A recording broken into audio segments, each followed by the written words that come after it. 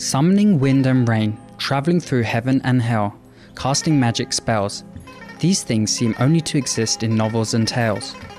But in reality, even in our modern time, real Taoists do have the ability to perform these magical arts to help others.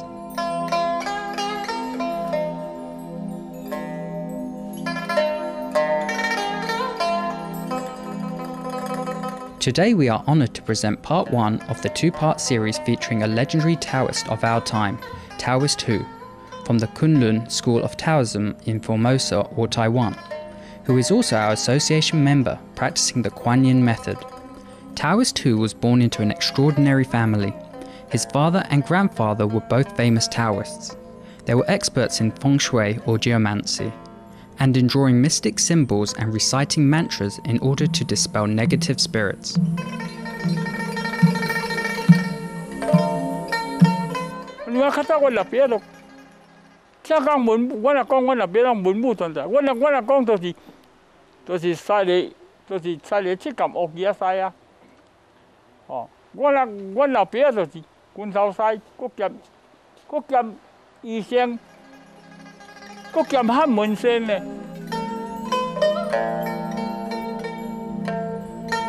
Hu was given the Taoist training since he was very young. His heavenly eye was opened at that time, thus enabling him to see the invisible worlds and communicate with invisible beings. In 1940, when Patriarch Liu Peizong of the Kunlun School in Taoism came to Formosa from mainland China, Hu was among the first group of several dozen disciples. He was only 19 years old then. Master Liu was an expert in astrology, geomancy, martial arts, Taoist sorcery, medicine, and a special method of foretelling. He was compassionate and helped all people regardless of their social status. He also trained his disciples very strictly. When Taoist Hu was still 19 years old, Master Liu once foretold his disciples about the coming of an extraordinary female master. He said that they may learn from that female master if they have affinity with her, and recited a riddle-like poem.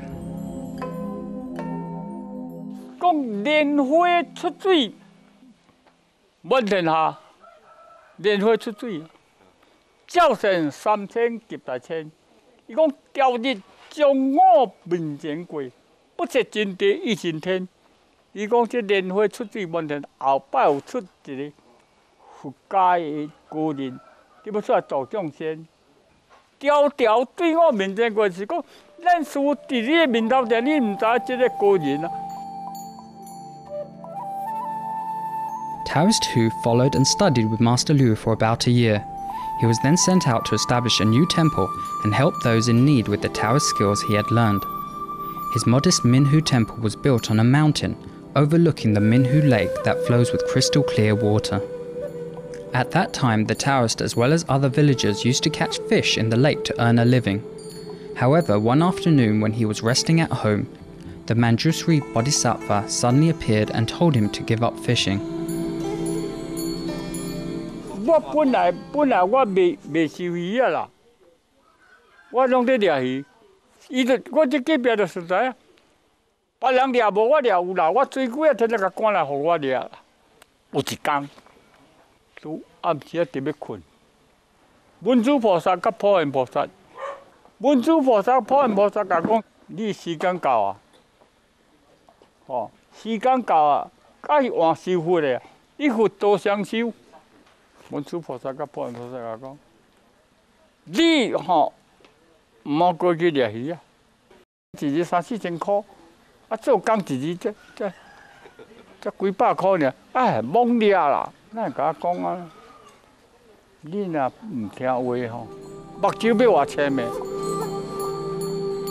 However, the Taoist didn't believe it because his eyes were in perfect condition.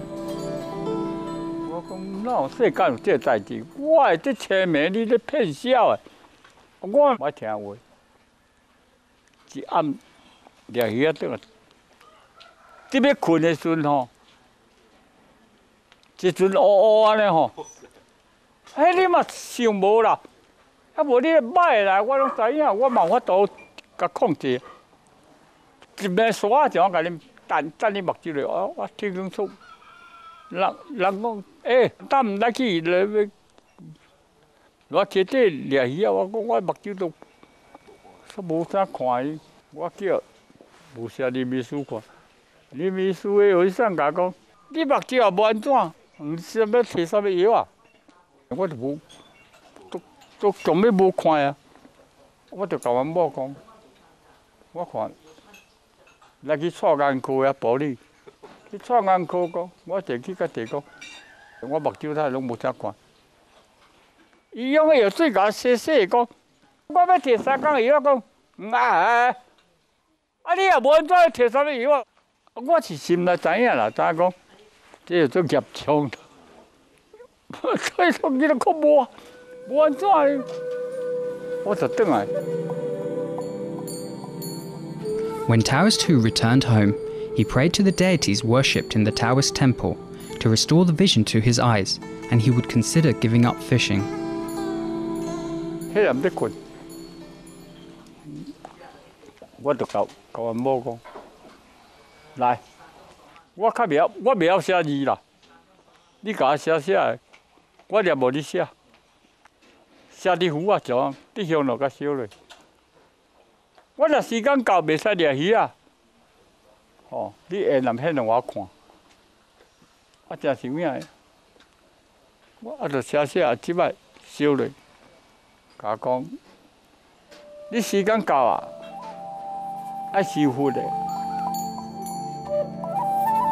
Taoist Hu then burned his fishing equipment and ended his fishing career.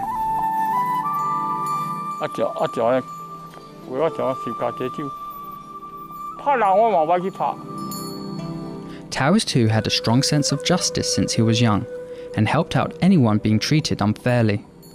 Once, a friend of a friend asked the Taoist to inspect the grave of his father.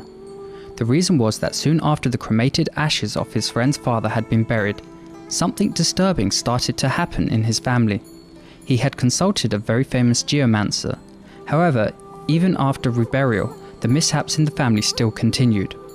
Arriving at the burial place, the Taoist took a look and said,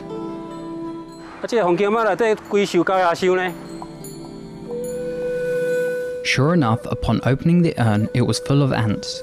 Taoist Hu then explained that when the deceased father was alive, during his marriage, he had an affair with a woman. She had 2 children. The husband and wife's actions toward the woman caused her to feel bitterly wronged.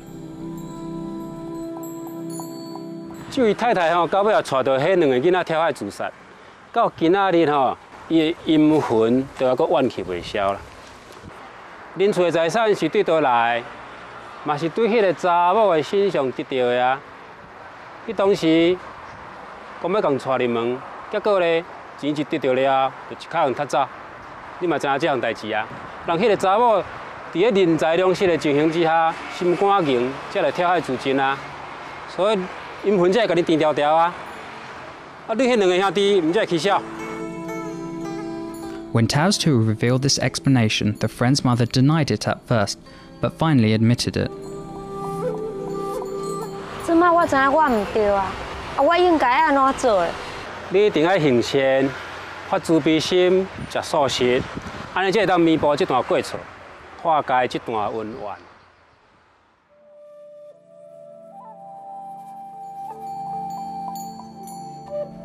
The mother listened to Taoist Hu, and her sons recovered soon after.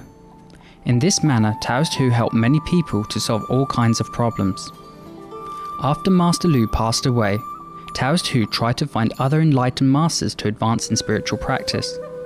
He had visited over 20 teachers, and each time he returned disappointed. Finally, he decided not to waste any more money and energy searching. He retreated into the mountains. After 15 years of practice, one afternoon when Taoist Hu was meditating in his temple facing east, he suddenly saw a sun appear in the east. How strange, he thought. The sun should be in the west at this hour. Why is there another sun in the east? Even more astoundingly, myriad rays of brilliant light emanated out of this large sun, and from each ray of light there appeared a Buddha or enlightened being. The appearance of these Buddhas in the center of the sun kept changing and transforming into other Buddhas. He kept watching the transforming Buddhas in the center of the sun, and then 2 words appeared, Qinghai. The sun continued to emanate brilliant golden light, and the images of the Buddhas in the center continued to change. Finally, an image of an enlightened being sitting appeared. Although he had never met her or heard of her, he sincerely asked this transcendental image to let him know where she had come from and which Buddha she was. She told him that she would come to visit him in 3 days. He was very puzzled since he was always in retreat in the mountains and seldom ventured into the outside world. He could not imagine how this master, who had never seen him before, would be able to find him. But as it turned out, on the 3rd day, Supreme Master Qinghai and a few disciples came to the village and visited Taoist Hu. As she arrived at the remote small temple, Taoist Hu welcomed Supreme Master Qinghai by beating the big drum and ringing the big temple bell in a gesture of highest respect. The meeting marked the beginning of a strong renewed affinity and many remarkable supernatural events for Taoist Hu.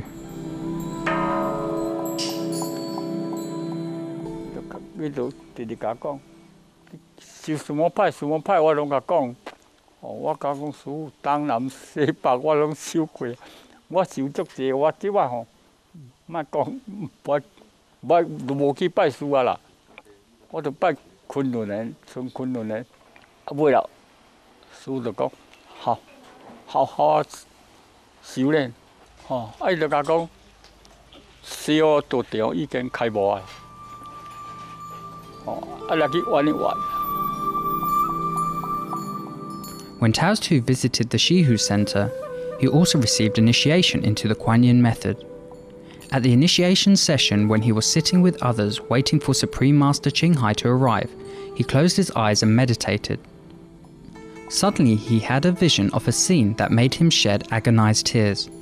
In the vision, he saw the debtors of the new initiates appear to collect what was owed to them, according to the law of karma. He also saw Supreme Master Qinghai's transcendental form, giving people initiation, and paying off their bad bitter karma for them.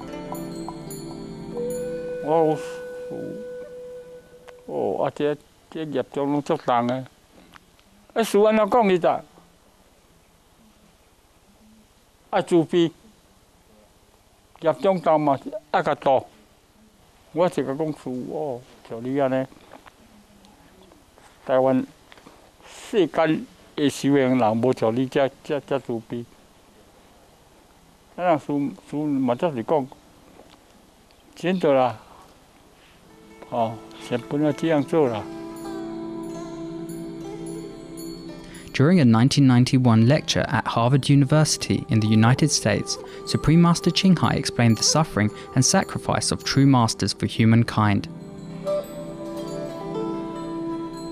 Because whenever a living master is on earth, the master takes on some of the karma of the people, especially those who believe in the master, and especially those who are disciples of the master. And their karma has to be worked out. Therefore, the master suffers for the disciples and for mankind at large.